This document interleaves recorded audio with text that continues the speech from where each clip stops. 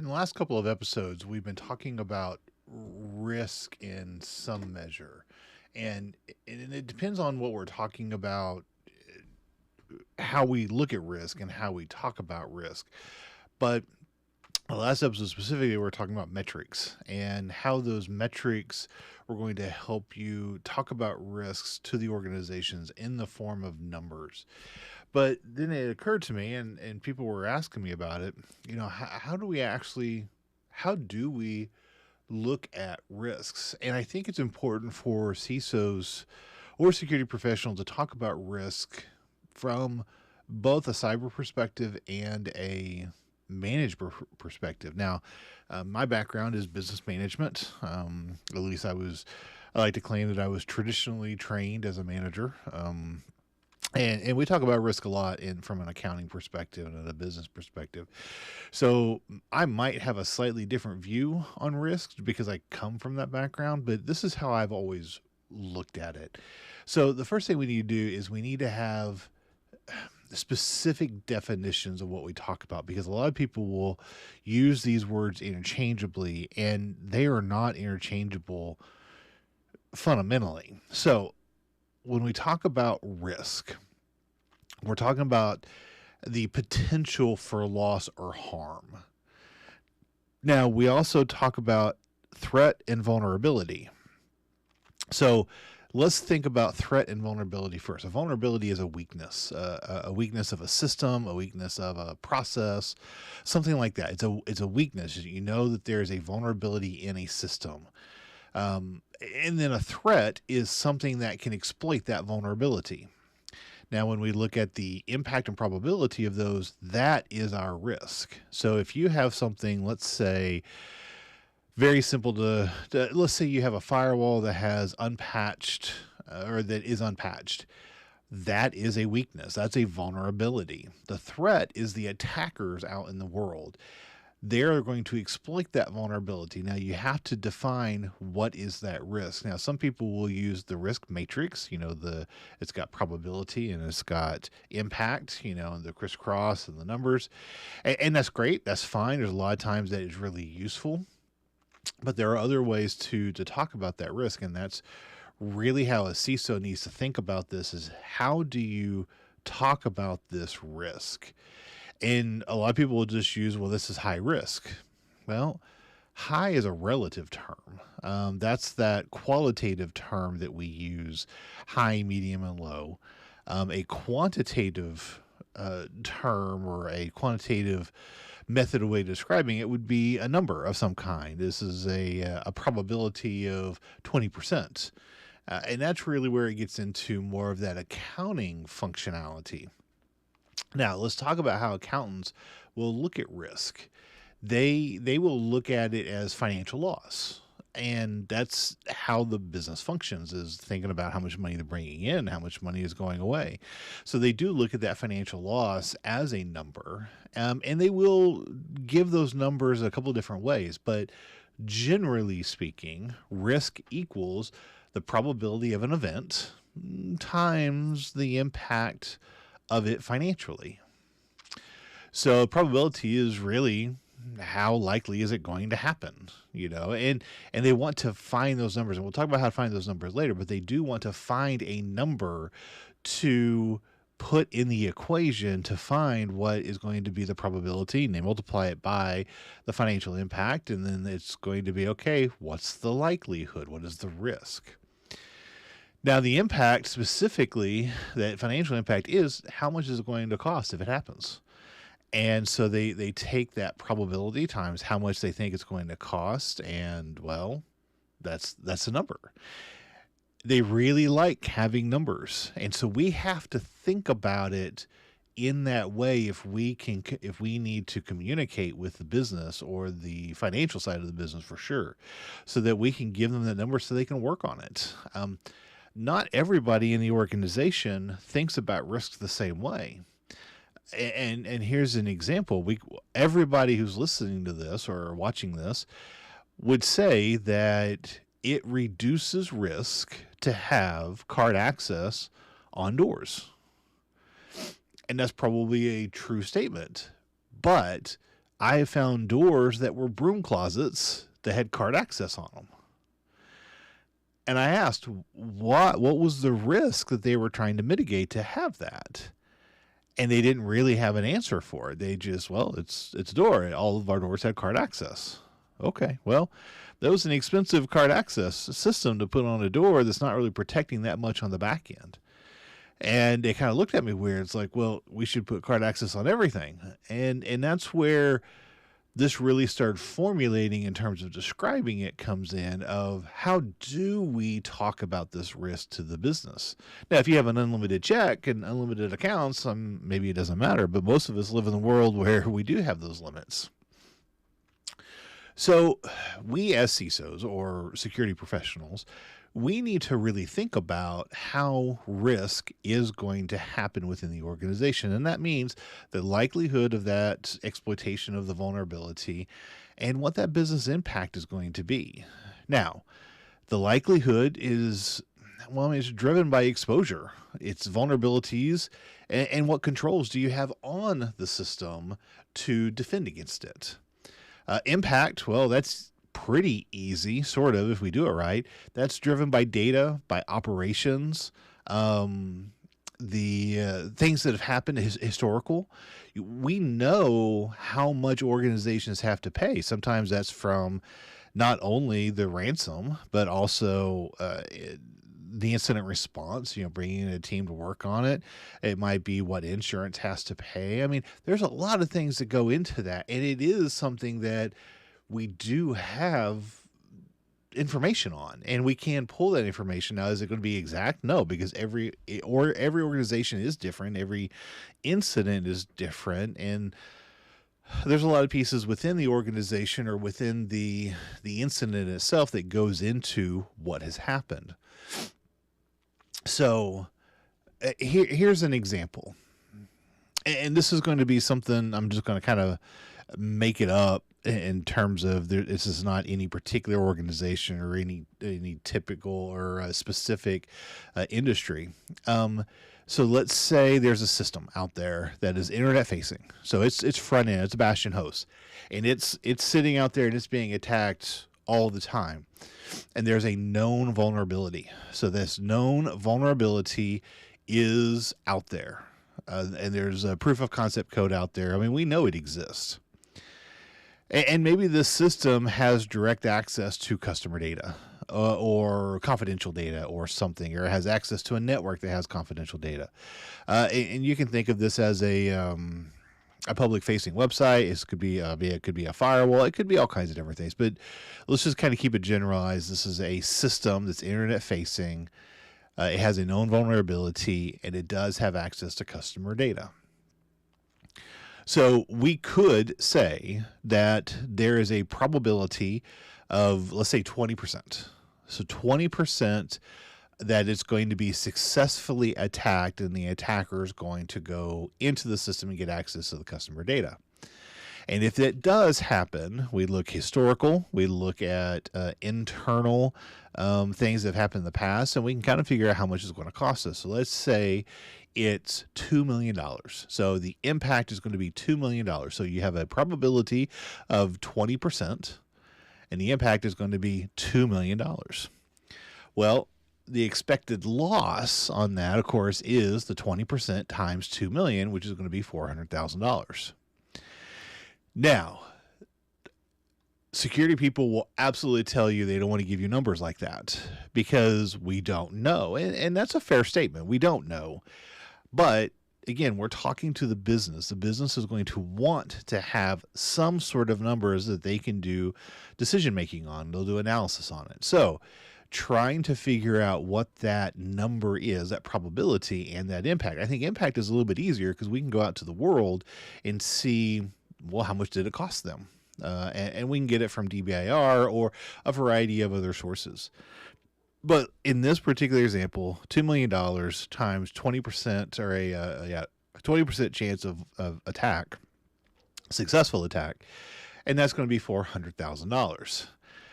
Well, that number is important. Now, accountants are not going to necessarily like the 20%. What they're going to want is a range. So they might say, for let's say 5%, 5% low probability, 15% expected, and 30% high. And what I mean by that is that it's going to be low probability is 5%. Yeah, they're probably not going to do it. Or it's a high probability is going to hit. That's going to be 30%. So that's going to raise your numbers, 5% times the 2 million or 15% or 30%. Now, what are they going to do? Well, what the business is going to do is they're going to take that data and they're going to put it in, all right, how much is it going to cost us to mitigate that risk? And if it's a 20% chance, $400,000, but the loss we have or the control we have is going to cost us, let's say, $700,000. Well, then they've got to figure out, does it make sense? The probability is 20% of $2 million impact. So it'll probably cost us $400,000. But we're going to spend $700,000 to mitigate that risk. Now, I'm telling you, this is not ideal, and security professionals don't think of it. They're thinking about that $2 million max cost, and I get that. But you have to understand how the business is going to think about this, because you don't pad numbers, but you certainly have to understand how they're looking at numbers so you can present the right information to them so they can make a better decision. Now, how do we get this information? So what is the impact in that probability? Well, we have to look at outside information. And when I say outside information, that's outside of what we're dealing with right now. So it needs to be internal data, so past incidents, doing vulnerability assessments so you know what your vulnerabilities are. Going back to the metrics that we talked about in the last episode, how many times are login attempts happening? What does that attack profile look like? What is trying to get through your firewall right now? And then you start looking at that and you say, okay, well, they're getting really close, or they're getting these accounts regularly. I've had organizations that I've met that they have compromised user accounts every day. That's scary to me as a CISO, but that's something you have to think about. If you're getting that, you've got a higher probability.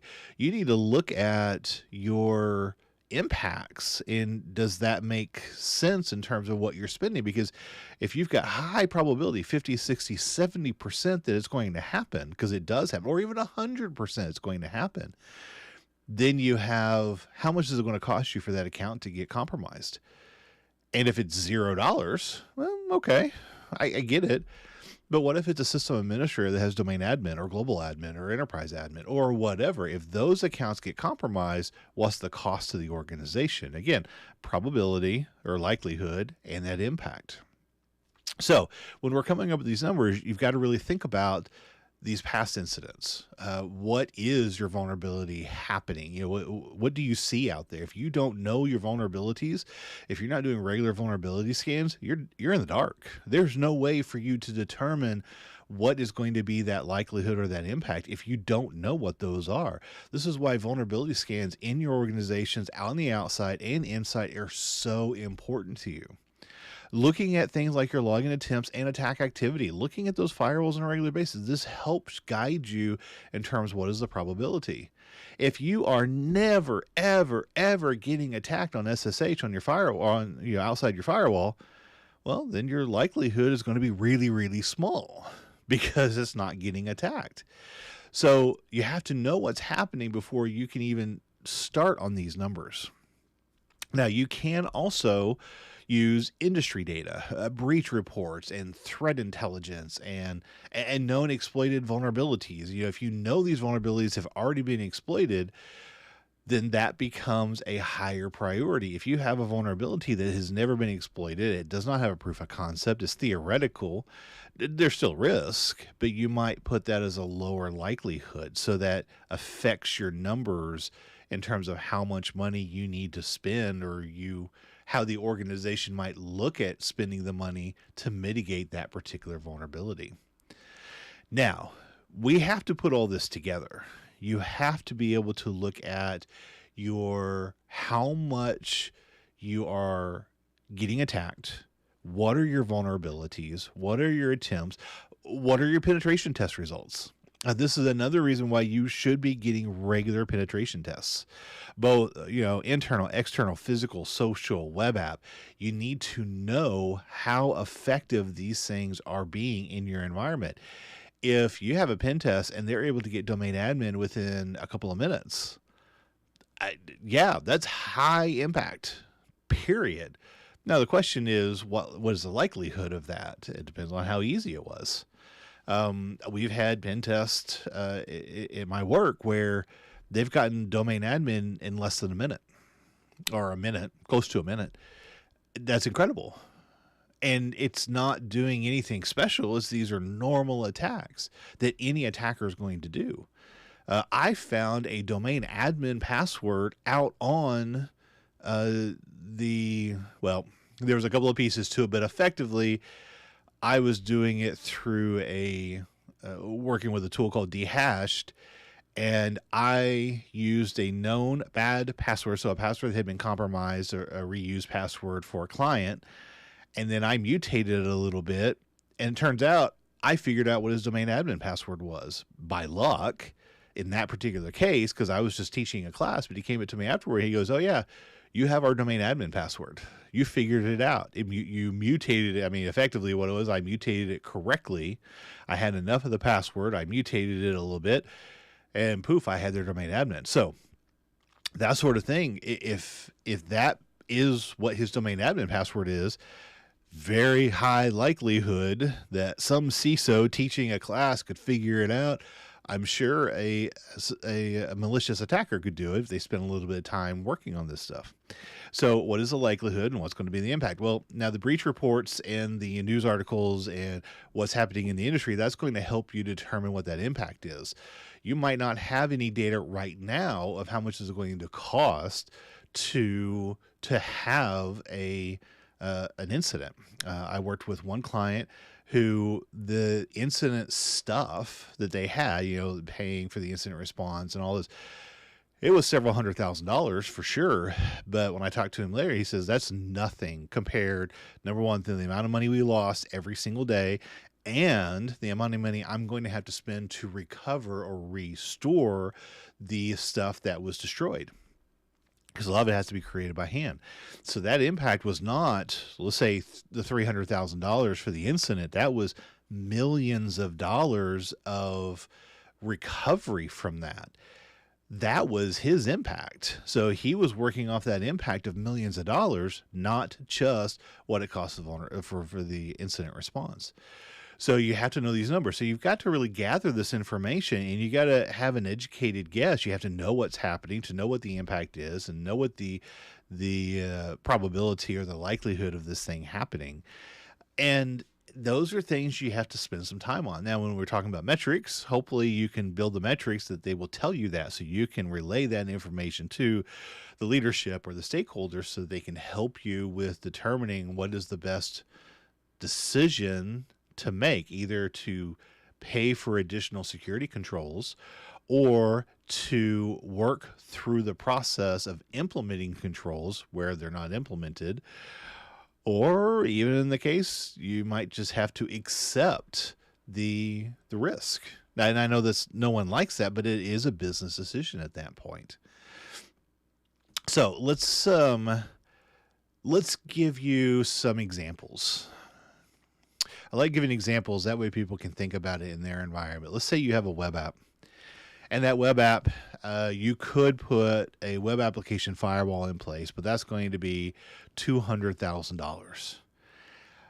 And the web app that you're working with does not have any customer data. It doesn't have anything on inside of the network. It's just a front end. So your impact is going to be pretty small. Let's say it's $100,000 impact to recover the system, to build it back up from scratch.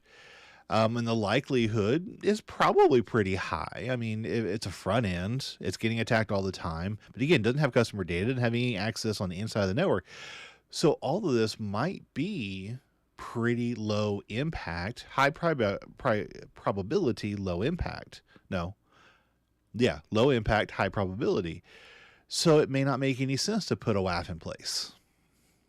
Okay, let's flip it around. Let's say you have a VPN in place, but the VPN is out of date. So it has a known vulnerability. That VPN gives you access to internal core systems. So you've got high priority. You've got, because it's secure systems on the inside, you've got high probability. I don't remember exactly. It's high probability and it's high likelihood. So, high impact because it's inside the system. High probability or high likelihood because you've got a known vulnerability. Now, what is the risk mitigation is deploy the patch.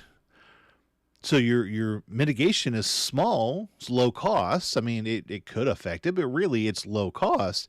So it's a couple of hours of work to deploy the patch, but you've got high likelihood, high probability, and you have high impact, low cost. That should absolutely be something that is a priority for you. If you needed to put numbers to it, well, think about what I've always done is what is the system on the inside worth in terms of rebuild, or what is the data worth? So you could put $250 per record that system had access to. That is a general number that we've used for years. So let's say that there's 1 million records at $250. Well, it's 1 million times 250. So $250 million would be the cost. Yeah, something like that would be the cost. That would be your impact. So you've got a high probability, high impact. So I'm going to say it's 100%, let's say 90%, whatever, at $250 million. That's a lot of money. That's money that they will guarantee take notice of. You go back and you say, okay, well, my risk mitigation is fairly minor. I just need to deploy the patch. That's going to drive them to supporting you. Hey, yeah, let's deploy the patch. Now, what can we do about this? How do we change these numbers? I'm getting up there on time. I think I'm at 22 minutes or so. I try to keep these pretty short. But what are we going to do to actually fix these problems? Well, number one, you want to drive down your likelihood. You want to reduce that probability of being attacked. So things like patching, implementing controls, reducing down the impact on the back end. If you don't need certain kinds of data, if you don't need wide open networks, if you could implement network segmentation, that reduces down your impact. Network restructuring, network restrictions, things like that. This reduces that impact. Probability. Well, if the probability is you're going to get attacked through this method, take it off. We had one where we had SSH open through the firewall. No one needed it. Disable it. If you disable it, it immediately reduces that particular vulnerability. So if you reduce the vulnerability, now the attackers are going to stay the same. They're going to stay out there. But if you reduce that vulnerability, then you have reduced down your risk significantly. It doesn't go to zero for sure, but it can reduce down significantly. And you can deploy that in a way to the organization that the numbers make sense. High impact, high probability, minimal controls to mitigate that risk. It makes sense in the numbers. Now, leadership has to be leadership. They have to make decisions within the organization. They are absolutely going to compare these risks. So if you walk in and you have these numbers, now, you may not have these numbers in a way that makes sense to them initially because they're going to say, how did you come up with these numbers? How did you come up with the probability or that percentage, as a 20% chance? Well, you give them the background information. How did you come up with that? What was how did you come up with impact is that $2 million? Well, you can do this. You have to think about it, and you have to think about it from a historical point of view and from real cost. How long does it take you, or how much resources, money, people, time, whatever, to rebuild a server if it gets taken down, to rebuild a data set that gets taken down? How much impact is there going to be on the organization for you to have your internet connection dead? Some organizations do it by the second. How long can you be down before we start receiving harm or financial loss or reputation loss or whatever? That could be that time is in the seconds. We have an organization here that I deal with. It is literally seconds. Every second they have a loss. They have a loss number. Some organizations, it could be a week before they start seeing harm. But you have to know what your organization is. If this system goes down, how is it going to affect everything else? That's your impact. Now, what is that impact? What is the loss per second, per minute, per day, per month, whatever?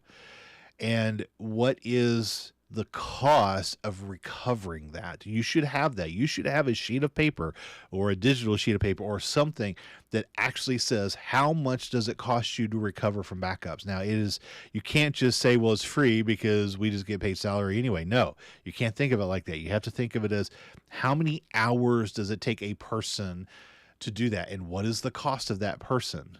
What does it cost to recover from backups your entire VM infrastructure, your entire network, your AD, your DNS, your DHCP, your firewalls, your core databases, all these things. You need to have a sheet of paper that says that, because you need to know what that impact is going to be. Then that probability, that really does come into I don't want to say it's fuzzy, because it really shouldn't be fuzzy. You should have a good number that's an educated number of what is that probability. Again, if you have a known vulnerability that's on your Bastion host, I'm going to say that's 100%, period. If you have a known vulnerability on some network segment that is behind several different firewalls and no one has access to it, and it's very restricted by NAC, it's probably pretty low. But you need to know that. You need to figure out what that is. And honestly, you really do need to have a sheet of paper. And when you go into the board, hopefully you're talking to the board about this. When you go into that board, you should be able to talk competently and confidently about these things. This is what they know. This is what they are dealing with day to day. What is that probability of loss? And what is the impact? That's how security professionals can really start helping stakeholders understand what we do. It will never be that they will understand cybersecurity. That's not their job. They need to be financial people, or they need to be HR people, or they need to be decision makers. We need to be cyber people, but we need to understand what our risks, what our threats, and what our vulnerabilities are, so that we can take that and go talk to them and help them prioritize what we need to do and be successful at it. So I hope this is helpful. I know this is not a normal cybersecurity thing. We get more into business management, but I think is very critical for a CISO to not only know this stuff, but to work with it every single day.